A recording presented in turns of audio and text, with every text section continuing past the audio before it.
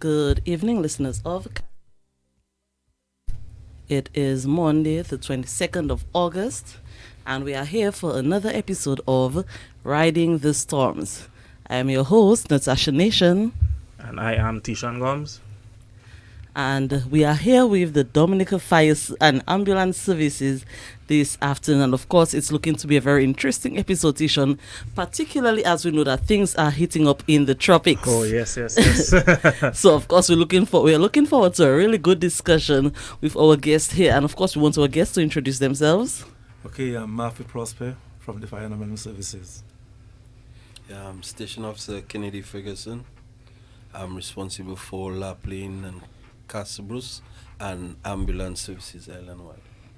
Okay. And so, of course, we're going to have a wonderful discussion with these two gentlemen. But first, let's take a word from our sponsors. It's time to trade in that old living room set for a brand new one at Quartz. For a limited time only, get 25% off any living room set with your trade-in. It's easy to take advantage of this offer. First, take a photo or video of your old living room furniture. Next, go on down to your nearest Quartz store and purchase your new living room set. Then, we will deliver your new living room set and haul away the old one at no extra cost to you. No cash, no problem. Pay with Quartz Ready Finance and you pay nothing for 30 days. This is a deal you don't want to miss. Supplies are limited. Act now. Conditions apply. Quartz, bringing value home. Offer does not include Ashley living room sets.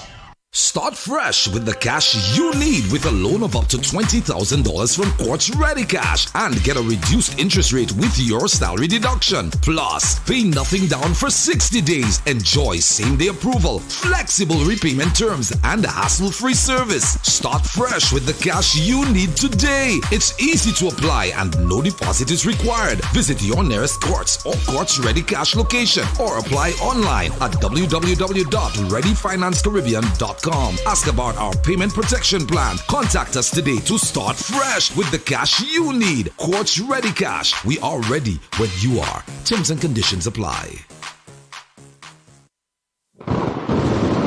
Your home should be your happy place. This hurricane season, make your happy place a safe place with J. Astafan's Home and Building.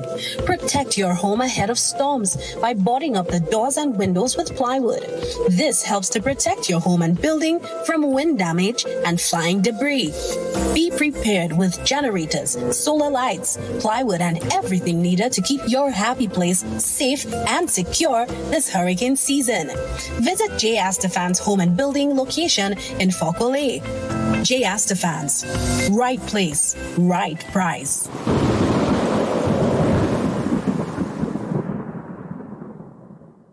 Gasan goûter moi, n'importe bitan vle pour manger caillou, you need Astafan's Home and Building. J. Astafan's Home and Building is the number one stop shop. Whether you building your new home, renovation, come and shop. We offer all your supplies from foundation to rooftop. Cement, steel, lumber, plywood, and the quality stuff. J. Astafan's Home and Building. Roofing sheets and windows. J. Astafan's Home and Building. Toilets, doors and tiles. J. Astafan's Home and Building. Kitchen, bathroom supplies. J. Astafan's Home and Building. For your plumbing supplies. Gates, fences, electrical and welding supplies. A wide range of tools and accessories to put a smile. Paints and varnishes, furniture finishes. We also stock in agricultural supplies for the garden and J. Astafan's Home and Building. Garden tools, hoses, herbicide and weedicide, potted soil. We provide free delivery service throughout the island. Come in and talk to us to place your order, and items can be delivered within maximum 5 working days. This and more J. Astafan's Home and Building in Foucault pour taper ça ouvre pour Roger Caillou.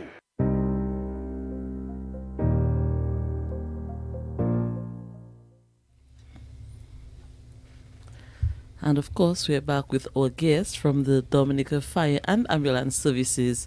And gentlemen, I don't even think we can begin to appreciate the role that you have to play here in Dominica during the hurricane season, especially during the passage of a storm.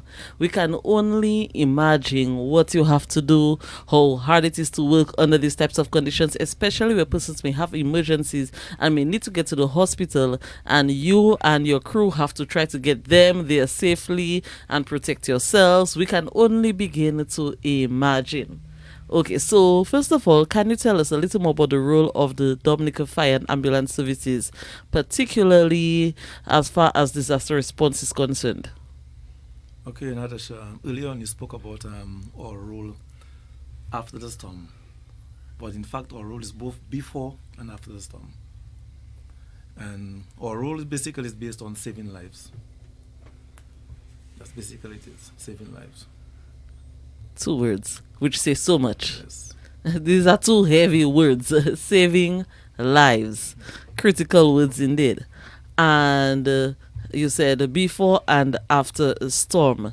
And it forces us to think here, because if you speak of before a storm, then it means that you have to leave your own families behind, which means that you're also taking on a sacrificial role, you and your crew, to work before a storm, and then of course you have after the storm. Can you tell us about rescue efforts though during a storm? Have you ever had to deal with those? Okay, in the event there's a storm in action, the fire service is going to take a position where we are not going to venture out during an active storm. So before the storm, we do what is necessary in transporting and evacuating and making sure that everything is prepared. But once the storm has hit on island and it's in full force, we secure everything and make sure that we don't go out and venture anywhere. And of course, that's a fair response, because if you risk yourselves, then obviously you cannot save anybody else. Exactly. Yes. Okay. So we appreciate that. In terms of fire emergencies, let's take it one step at a time. So in terms of fire emergencies, what advice can you give to persons in terms of what they can do to prevent house fires during, or at least curb the rate of house fires during a disaster? We know, for example, water can get into electricals and all of those things. So what tips or advice can you give? Well, one of the tips I can give for sure is before a storm, make sure that your main switch is off. Because if water gets into the circuit, then you know what can happen. A spark can be created and then you have a fire. Wow. So that's one of the biggest tips I can give. Never thought of that before, Tishon. Yeah, Honestly, also. I did not even expect that response, because you said that and I'm thinking, whoa, I never turned off my main switch, before stop. I honestly never thought of that before. Well, the thing is, when you hear your parents and your grandparents say, like, when you put on a switch with your hands wet, and you see what happens when you put on a switch with your hands wet, much less for if your main switch gets filled up with water. That can be much worse, because water kind of helps the electricity to conduct. It's a conductor of electricity. It is. Yeah. So that can cause very severe implications to your building, because you have sockets all over your house, And especially. even to your life too. Yeah, because Now, one of the things we have to keep in mind though is that the electrical company normally shut down the system to protect themselves, to protect the other citizens. They normally shut down the electrical system. But we're living in a modern time where we have standby generators, and we have a lot of people with alternative energy like solar and so on. So we have to keep in mind that sometime when the electrical company shut down, some people go on and switch on their system. And All right? I think we should really advise people that during a storm, Domlec is off, ensure that your generator is off too, because the very same thing can transpire. that's correct. And also again, some people have they have their switch over. So sometimes change over switch. So right after the Domlec shut off the system, the generator activate one time. Yes. Right. And that can be a bad thing, because they think that, okay, Domlec didn't quote unquote do anything. We still have lights, but little do they know is your generator they're running on. But here's the other part of it. Some people have improvised system whereby they don't have a changeover switch, and it just has a plug coming in. So you'd expect them, what they would normally do is put off their main switch and plug in something so they have power inside of their house. Yep. But some of them, because the electrical company has taken electricity, they just go on and they plug. So you have a feedback now of electrical system going back all the way into the grid. Yep, And that very can true. be very detrimental. Very true. So people have to be mindful about electricity in those times, especially during an active storm. And also again, if the electrical lines fall on the streets now, and people have to try and walk around those to save their lives, you can see the domino effect of just living here. It's amazing, not amazing, but it's very interesting, and the potentially damaging, and people don't even realize that until it's too late. Exactly. But generally, you just cannot play electricity. Electricity is a very good servant, but it's a very bad master. That's a good one. Yes. In terms of, so we just handled the fire. We also have other types of hazards to deal with. For example, landslides, flash flooding, and I know that the fire and ambulance services does all types of rescues. Yes. I've seen social media images showing, the services on the scenes of accidents and everything, right? Where you have to rescue people from cars where they're closed in and all of it. So I know you do everything here. So in terms of landslides, flash flooding, and so on, what is your role in rescue in terms of these areas? Okay. First of all, when we have a system approaching, we all normally get information from the Met Service, and the Met Service would advise people in low-lying area to move off, aspects, landslide and all those kind of things. Flash floods. So members of the public have to take heed of those warnings and move into safe areas. However, whenever this situation occur and we have been called upon to rescue people in those situations, we go and we do our best, knowing that we have to exercise caution to safeguard ourselves as well. So this is a situation we find it's always happening that you call out there a landslide and so on. And if it is a situation where people have been buried, obviously we're going to have a bigger response. We're going to have other agencies such as the police coming in with us. We know the fire department, ODM might activate their mechanism to get other assistance and so on. So we would have to do something like that. But if it's a landslide that doesn't pose a threat to, let we say, immediate life, like nobody is trapped, the next move we would have to make is to evacuate people within the areas. So if in case further slide to avoid further damage or something, so and would provide transportation in moving people, moving the elderly especially, because some people, but the bedridden people, the elderly, these people, it's harder for them to move around, and would play a major role in moving these people. I think we're beginning to appreciate you all one more. We already did have a great appreciation for you all, but just understanding your role as far as disaster response is concerned forces us to appreciate you even more. And you spoke earlier on, sir, of after the storm. Can you give us further insight into what you all actually do after the storm? After the storm is basically based on recovery. Mm-hmm.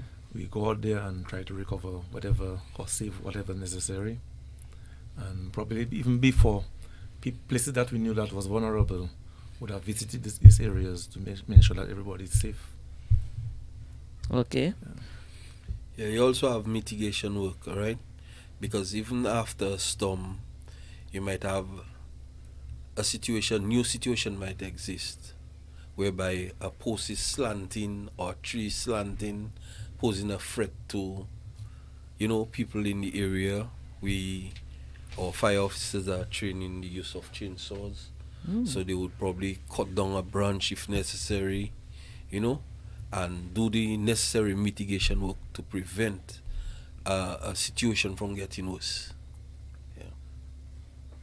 Nice.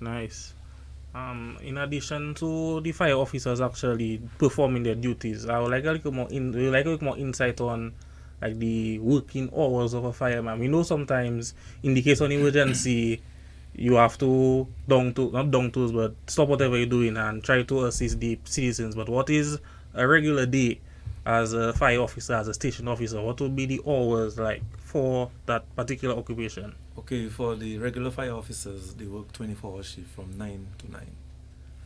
Well, me in particular, I work every day. So I don't have any particular hour. Well, basically I work 8 to 4. But after that, I'm still on call. So no matter what time they call me in the evenings, I have to leave and come. Okay. So the routine would be, all right, you work 24 hours on and 24 hours off. But when you come in at work at 9 o'clock in the morning, you have to prepare yourself for the 8:55 parade. Now the 8:55 parade would entails where you stand up on a parade, the officers carry out an inspection of your dressing and so on. The duties have been read, so you know what is your duties for the day. That means you have to go on the desk and take the necessary notes, answer the phone, etc., or on the ambulance or the appliance. The appliance is the fire truck. We refer to it as an appliance, all right? So you get all that information, all right?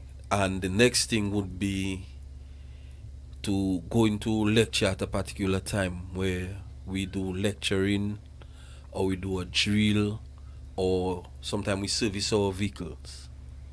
And then you would get a break to prepare something for your lunch because you're at the fire station, you're at your home. The fire station is your home out of home. All right? So you get some time to go and prepare something for eating purposes. All right? After that, after lunch, then you might fall back in for maybe further lecture or drill. And then at 4 o'clock, when everybody is taking their time to go home from work, we have a stand-down time. So that stand-down time is time when you are not really being called upon to follow any particular pattern, but you can be called upon to do something. And you are there more or less on standby, waiting. If there's a fire call, if there's an ambulance call, if there's anything in between, you are called upon to do it, you know? And then, of course, we have sleeping time. We have sleeping time, but sleeping time doesn't mean you go and you spend the whole night sleeping. You have your sentry duties to do, where somebody will come and wake you up and tell you, look, it's 9 o'clock and you have to come on the guard desk to be the sentry. So you do your guard desk on the thing, and during that time, if there's a fire call, there's an ambulance call, you respond as well, you know. And that routine goes on until 9 o'clock the next day, where another shift will come and take over. The process will continue again. Yeah, I can imagine a lot of us work 8 hours, 9 hours a day, but as fire officers, 24 hours a day, that is some long hours for sure. very much so. And once again, as Natasha alluded to, we have to appreciate the fire service even more, because imagine a regular Joe working 8 hours a day, but fire officers working 24 hours a day, and even in those 24 hours, you never know what can happen. That's include weekends though, huh? Exactly. So some And people have holidays. some people it was Monday to Friday, and then the people like you guys have the entire 7 days. So we really appreciate the work that you guys do.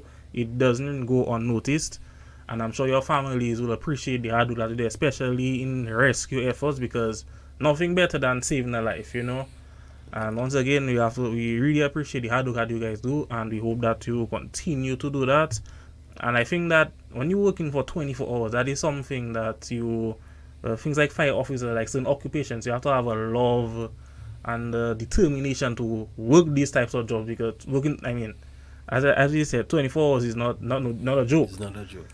And trust me.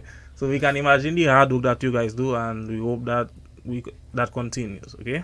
By the way, the 24 hours does not mean that it is terminated after 24 hours. Oh no. Still a fireman when you live. After 24 hours, if you're being called upon to do something, for example, there's a major fire in town, and that fire goes on beyond 24 hours, that doesn't mean that you have to go off because your 24 is up. You continue fighting, and sometimes 2 days, 3 days, you're on a fire scene, and then somebody like the fire chief or the station officer would come and say, yo, I want you out of the fire scene. Go and take a rest or something. So And many times you have that situation. Fire officers are so dedicated to the job that when we have a situation like that, somebody in authority has to call them and tell them, look, come out, go home and take a rest, because they want to be part of the action. They are so dedicated to the job. You know? And some of them insist that they want to stay. They So. want to stay. So that leaves me with a question. I mean, as you explained, the 24 hours and so on. If we have a storm coming in, what happens? And let us see. So, for example, Mr. Ferguson here started working 6 p.m. yesterday. And 6 p.m., well, the storm is approaching at about 5 p.m. But he's still at work. What happens? Well, normally we get, I think, 48 hours in advance. Most likely we'll give the officers time off to go home and secure the things and come back. So what about the officers would have had beyond the 24 hours off? What happens with them? Do they have to come in? Yes, after they secure their homes. So everybody has to come in. Everybody has to come. Sometimes we tend to make a certain Come amount sit. come in because we don't everyone in, and then next thing we use all our resources. So we have some to stay back to get some rest and probably come in after the storm. Do you have an estimation of the number of fire men and women we have in Dominica? I think approximately 140, the amount. 140 for the officers, yeah. Okay. Wow. Quite Not a bit much. of That's person. not much. It's not? Much. No. Well, That's not much. So we're basically short staffed. Because we are not serving the city of Roseau only. We are serving the entire country. island. And Oh. that is Yeah, distributed that's island true, wide. that's true, So yeah. when you watch it, it's not much people, you know. And you have to spread these out over all the Right. different fire stations. And you're talking about a shift system, you know, and the shift is 24 hours, as we say. So for this 24, this amount of people, and the next 24, another set of people. And you also have to include things like sick leave, vacation, all these you know, things all have these to things come in have play. You know, so it's So not there are much times people. we are short sometimes, but we manage because we love our job, so we manage. What about fire women? I mean, I see more men than women. I've only known of one fire woman. I'm not sure. How many do we have in terms of fire women? We have about 20 by now, you know. I think it's about 25. We have Oh, about nice. 20 women by now. Because women, well, you know, nowadays in this modern time, everything you're doing, they talk about gender equality and so on, you know. So whenever you have recruitment, a certain percentage of the people you take must be women. Yeah, so, for example, if we're You taking know. 20 recruits, 5 have to be women. At least five, Something like that, five, yeah. you know. Okay. So women is an integral part of the fire service. I can remember exactly the year we started recruiting women. That's about 19 years ago, I think. Toronto Yeah, was the about first yeah, year. about 19 years ago. Yeah, we started recruiting women, but other countries started way before us. But fire service work is tough work, and if you don't move with the technology, it looks almost impossible to include women. But because of technology, of course, you can always include women in doing the work. Yeah. Okay, I have another question. And I mean, I can figure out the answer, but I would still like to ask. Where we have, for instance, after a storm or so, you may have a shortage of water, as in pipe-borne water. So I know you shall use the fire hydrants and so on. And you have to go on a mission. But with our fire hydrants would be out because, let's say, our school is out, catchment area, whichever one is down and so on. What do we do? What does the fire service do in that case? Where do we get water from? Most likely, if the hydrants don't have water, the rivers are dirty, I think we have to the Dowasco, because they may have supply water in the tanks. Okay. Especially if we want to give people water to drink. Mm-hmm. So we have to do these alternatives. Okay. Yeah, Because but you can't go and pump water from a dirty river. You can't do that, So. Okay. I was thinking the river. Okay. yeah, but normally we would carry out a survey, and we would carry out a survey to find out what river or what stream that might be clean. So, for example, Roseau River might be dirty, Kenfield might be dirty, but if we go up, let me say, to somewhere else, we might find a little stream somewhere that is clean. Not clean for probably drinking purposes of, or for that purpose, but then it is clean enough that we can put it in our tank so that we can do fire combating and so on. Okay. But our tank are always filled. So that is always, we always have reserve water, For sure. Yes. There we go. So yes, it is 6:57 here in Dominica and the rest of the Eastern Caribbean. This is Carry FM, and you are listening to another episode of Riding the Storm, and we are here with our guests, Mr. Matthew Prosper and Mr. Kennedy Ferguson of the Dominica Fire and Ambulance Services. And of course, they have given us so much insight into what they do, how they help with disaster response and recovery, and generally how they serve us on a day-to-day basis. And of course, this conversation would lead us to appreciate so much more the work that is done by the Dominica Fire and Ambulance Services. So, gentlemen, on behalf of the staff and crew of Carry FM, we just want to say thank you for joining us here. And would you want to offer any words of advice to our listeners as we're about to head into the peak of the hurricane season? Okay, one of the advice we would give to the public is, in the event of an approaching storm, always listen to the message that is given by the meteorological service, the local meteorological service.